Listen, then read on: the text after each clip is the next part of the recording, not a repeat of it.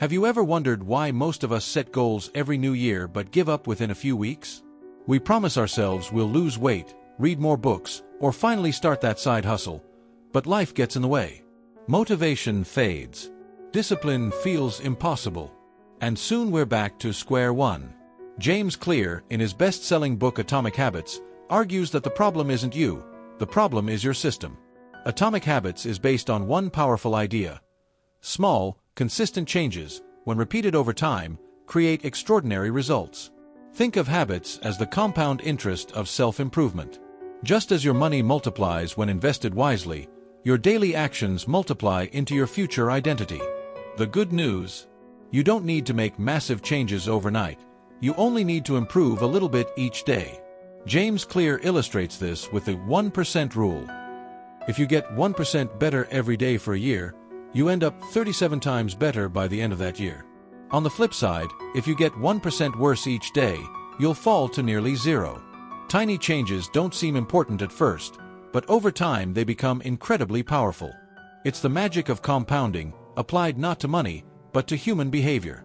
Habits aren't just about what you do, they're about who you become. Every action is a vote for the type of person you want to be. If you run once, you're casting a vote for being a runner. If you write a single paragraph, you're voting for being a writer. Identity doesn't change overnight, but it shifts through small, repeated actions. Clear says, don't focus on goals. Focus on identity. At the core of Atomic Habits is the idea of the habit loop, a four-step cycle that drives all behavior. Cue, craving, response, reward. Let's break it down. The cue is the trigger, something that tells your brain to start a behavior. The craving is the motivation behind it, the desire for change. The response is the actual habit, the action you take. And the reward is what satisfies you, reinforcing the cycle.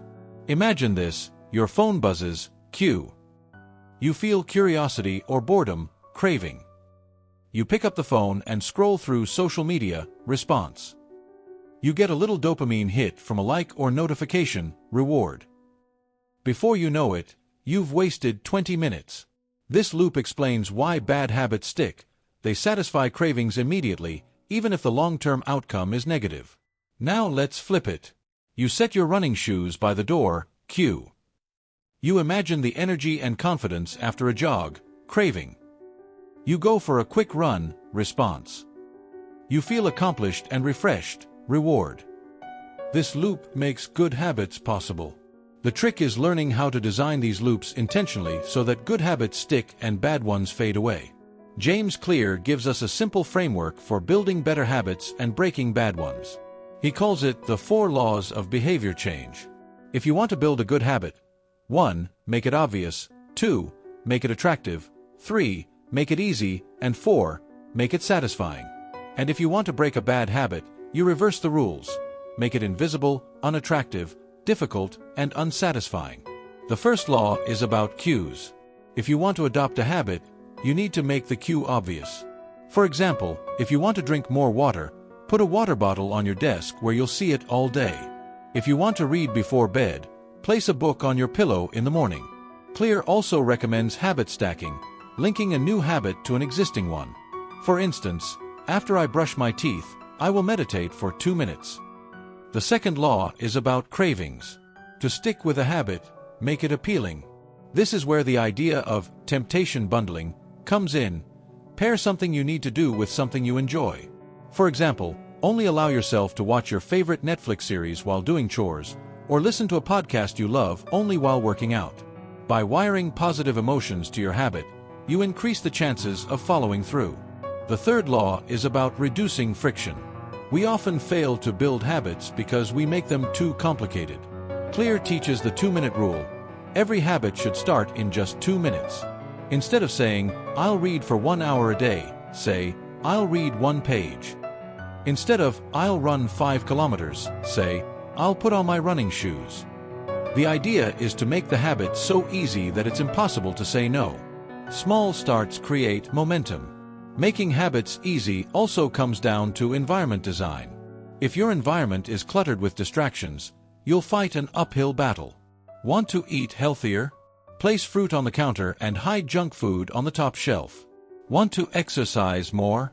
Keep your yoga mat visible. The key is, don't rely on willpower, rely on smart design. Your environment shapes your behavior far more than motivation does. The fourth law focuses on rewards. If a habit feels satisfying, you're more likely to repeat it. Our brains are wired to love instant gratification, but most good habits give delayed rewards. So, James Clear suggests creating immediate satisfaction. For example, if you're trying to save money, move the saved amount into a visible account and watch the balance grow.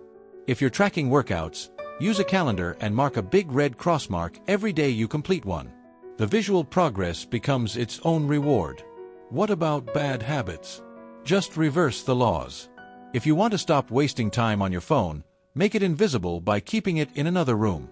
Make it unattractive by reminding yourself of the wasted hours and stress. Make it difficult by adding friction, like deleting apps or requiring a password. And make it unsatisfying by creating accountability. For example, tell a friend to check your screen time every week.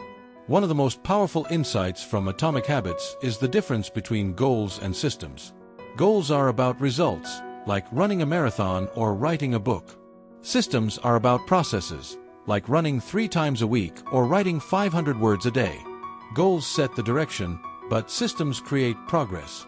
Clear reminds us, you don't rise to the level of your goals, you fall to the level of your systems. The deepest transformation happens when habits align with identity. If your goal is to quit smoking, don't say, "I'm trying to quit."